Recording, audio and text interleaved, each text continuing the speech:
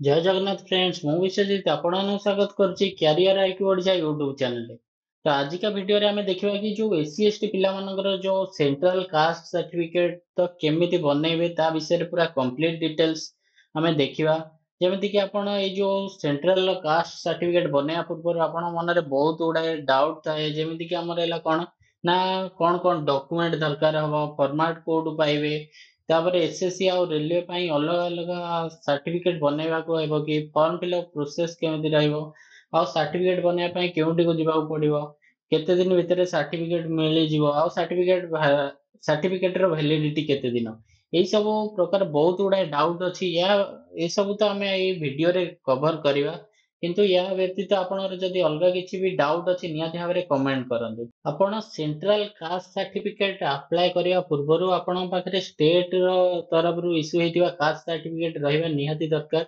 आपणकर जदि पुराना सर्टिफिकेट अछि भी चली जिवो किंतु मेनली 3 वर्ष रु 5 वर्ष भितर ही जदि आपण अप्लाई करिसंती तो से सर्टिफिकेट चली जिवो बेसी पुराना आपण नियंतुनी ठीक अछि। सेंट्रल कास्ट सर्टिफिकेट रो फॉर्मेट डाउनलोड करिया पई आपन को एमती गूगल रे टाइप करिया पड़िबो एसएससी सेंट्रल कास्ट सर्टिफिकेट आपण टाइप कले देखंतु एटा फास्ट आपणकर एई पेज टा आसीबो। ए जो हमर आसुची देखंतु ए जो फास्ट लिंक ऊपर आपण क्लिक कले एटा एसएससी रो ऑफिशियल वेबसाइट को पळेबो ठीक अछि। तो आपण जदि रेलवे पई ये करचंती रेलवे फॉर्मेट रे बनिया पई चाहउचंती तो आपण सेम ही टाइप करि परिबे एठी एसएससी जगह रे आपण एठी रेलवे टाइप करिवे ठीक अछि। तो देखंतु एठी हमर ऑफिशियल वेबसाइट को आसी जाईची। तो एठी जो रहिची ऊपर देखंतु एससी एसटी सर्टिफिकेट तो या ऊपर क्लिक करिवे या ऊपर क्लिक कले आपण को पीडीएफ टी मिलि जिवो। देखो एटा format for SC ST certificate देखो एटा फॉर्मेट आपन मिल गला। तो सेम जदि देखो आपन ओबीसी पई अप्लाई करछंती तो ओबीसी पई भी एटा फॉर्मेट अछि आपन एटू डाउनलोड करि परिबे। देखो आपन एई दुईटी फॉर्मेट भितरु कोनोसी गोटाए फॉर्मेट रे भी बनै परिबे। तो एटा जदि आपन बनौचंती बोथ एसएससी आ रेलवे पई काम रे आसीबो ठीक अछि। तो फास्ट देखो हमें फॉर्म पूरण केमिति करिवा। तो एटी फॉर्म पूरण पई देखो जी भी अप्लाई करछन तांगर ना एटी लिखिबे ठीक अछि। तो नेक्स्ट आसिला सन और डॉटर ऑफ तो निजर बापांगर ना लिखिबे ठीक अछि। विलेज और टाउन गां रे ना लिखिबे एटी। तो एटी हमर गां रे ना लिखिबे तापर डिस्ट्रिक्ट रो ना लिखिबे ठीक अछि। डिस्ट्रिक्ट ना लिख सरला परे एटी देखंतु स्टेट पई लिखिबे ठीक अछि। स्टेट रो ना लिखिबे ओडिसा लिखिबे एटी। नेक्स्ट आसिला कास्ट और ट्राइब देखो आपणकर जोटा रही कास्ट सर्टिफिकेट जोटा स्टेट गवर्नमेंट तरफ रु इश्यू हेची तो जहाँ भी कास्ट सेठी लिखा जायछि आपण सेईटा ही लिखिबे एठी। काहेकि ना जदि आपण अलगा किछि भी लिखुचंती तो आपणकर रिजेक्ट हे जिवार चांसेस अधिकार रहिछि ठीक अछि। तो जहाँ भी कास्ट आपणकर सर्टिफिकेट रे लिखा हेछि सेम टू सेम एटी ही लिखिबे ठीक अछि। आउ बाकी किछि आपण फिलअप करिवार नाही। एटी देखंतु तळକୁ आसिले एटी देइछि कोन 2 नंबर पॉइंट रे देखंतु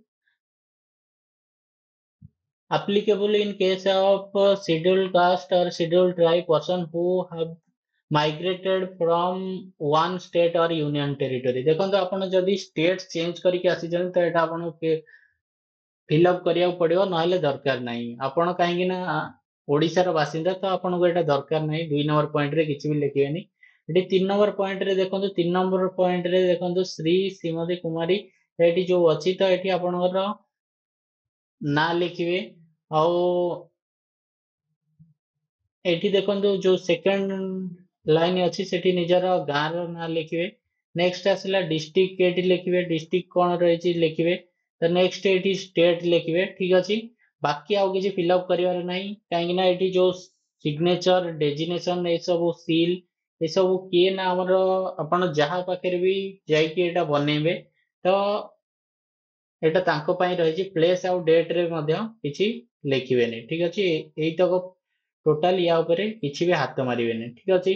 बाकी एतिकी फॉर्म फिलअप हे गला पर देखंतु आपण काहा काहा पाखरे एई जो सर्टिफिकेट सेंट्रल कास्ट सर्टिफिकेट बनै परिबे देखंतु district magistrate additional district magistrate एई टाइप रो रहिछि देखंतु बनै तो परिबे किंतु आपण को बेस्ट हबो कोन ना जो 3 नंबर पॉइंट रे देछि देखंतु revenue officer not below the rank of tahsildar ମାନେ ଆପଣ ତହସିଲଦାରଙ୍କ ପାଖରେ ଯାଇକି ବନେଇ ପାରିବେ। ତ ଆପଣ କିଛି ନାହିଁ, ଆପଣ ଡାଇରେକ୍ଟ ଯାଆନ୍ତୁ ତହସିଲଦାର ଅଫିସ ଯାଆନ୍ତୁ, ଆଉ ସେଠି ଯାଇକି କଥା ହେବେ କି ମୋର ସେଣ୍ଟ୍ରାଲ କାଷ୍ଟ ସାର୍ଟିଫିକେଟ ବନେଇବାର ଅଛି, ତ ସେ ଆପଣଙ୍କୁ ବନେଇକି ଦେଇଦେବେ। ମେ ବି ଆପଣଙ୍କୁ ସେମ୍ ଡେ ରେ ମିଳିଯିବ, ଯଦି ତହସିଲଦାର ଥିବେ ତ ଆପଣଙ୍କୁ ସେମ୍ ଡେ ରେ ଏଇଟା ମିଳିଯିବ।